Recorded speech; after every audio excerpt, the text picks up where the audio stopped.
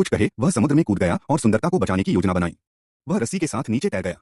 Megalodon ने अपना सिर हिलाया और लगभग लाओ गुओ को क्रॉस अक्ष से फेंक दिया। एंटी सैलून को नियंत्रित करने वाली रस्सी अचानक टूट गई। क्रेन ने एक चक्कर घुमाया। एंटी सैलून को बाहर निकाला गया, लेकिन जियोली बिंगबिंग की ऑक्सीजन लीक होने लगी। जब लाओ गो पहुंचे तो उनके पास केवल 1% ऑक्सीजन बची थी। कट्टर आदमी लाओ गो ने कुछ बड़े झटके लिए और बड़े लोहे के पिंजरे को खोल दिया। उसने लगभग बेहोश जियोली बिंगबिंग को पकड़ लिया। यह इतना नाराज है कि मेगालोडन इतना गुस्से में है कि उसके मुंह में जहर असर कर गया है। एक पीढ़ी के अधिपति को गहरे समुद्र में भेज दिया गया। नाव पर वापस आकर उन्होंने अपनी ट्रॉफी दिखाने के लिए मेगालोडन को ऊंचा लटका दिया। लेकिन उन्होंने कभी उम्मीद नहीं की थी कि गहरे समुद्र में एक बड़ा मेगालोडन है जिसे डीप सी फिश कहा जाता है। एक बड़े मेगालोडन ने अपने साथी के शरीर को एक ही काटने में खा लिया। लियू टिंग भी इससे नीचे गिर गया। अपने साथी का बदला लेने के लिए मेगालोडन ने नाव पर आधे से अधिक लोगों को खा लिया। लेकिन इस प्रागैतिहासिक मेगालोडन का नरसंहार अभी शुरू हुआ है। उसने भीड़भाड़ वाली सान्या खाड़ी पर अपनी नजरें गड़ा दी। जब उन्हें पता चला तब तक बहुत देर हो चुकी थी। वह एक ही काटने में कई लोगों को मार सकता था। यह बच्चा अच्छी तरह से सुसज्जित है। समुद्र पर दौड़ना। लेकिन भाई शाह के सामने चाहे आप कितनी भी तेज दौड़ें, आपको सिर्फ नाश्ते की तरह ही माना जाएगा। हर कोई इतना डर गया था कि वे किनारे पर तैर गए। भाई शाह ने एक तेज मोड़ लिया और खून से लथपथ मुंह खोलकर लोगों के एक समूह की ओर भागा।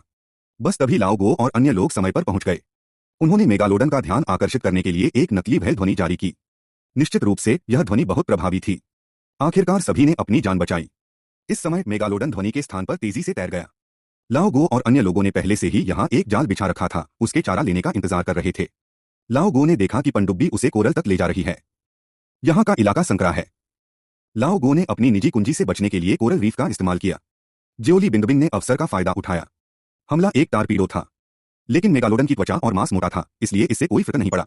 जल्द ही उसने फिर से हमला किया और सीधे जियोली बिंग की ओर भागा। बर्फ आ गई। लाओ गो ने जल्दी से टॉर्च चालू की। उसने सफलतापूर्वक विशाल शार्क को आकर्षित किया। वह उस पर एक और गोली चलाना चाहता था, लेकिन टारपीडो फंस गया था। विशाल शार्क ने अपना खूनी मुंह खोला और बेरहमी से लाओ गो की पनडुब्बी पर हमला किया। सौभाग्य से लाओ गो ऑपरेशन में लचीला था। उसने नकली ऊपर की ओर झूलते हुए शार्क को धोखा दिया। वह जल्दी से नीचे कूद गया। उसने पनडुब्बी के किनारे का इस्तेमाल करके उसे सीधे हिंसक रेत खुरचने के लिए किया।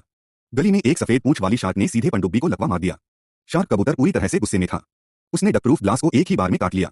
जब पनडुब्बी को टुकड़ों में काटा जाने वाला था, लाओ गो अपने साथ ऑक्सीजन लेकर आया। उसने कांच को लात मारकर खोला और जल्दी से भाग गया। उसने 2 मीटर लंबा टूथपिक निकाला और शार्क कबूतर की आंखों में चमका दिया। विशाल शार्क दर्द में थी।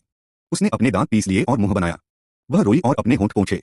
वह लाओ गो के साथ समुद्र से बाहर निकल गई।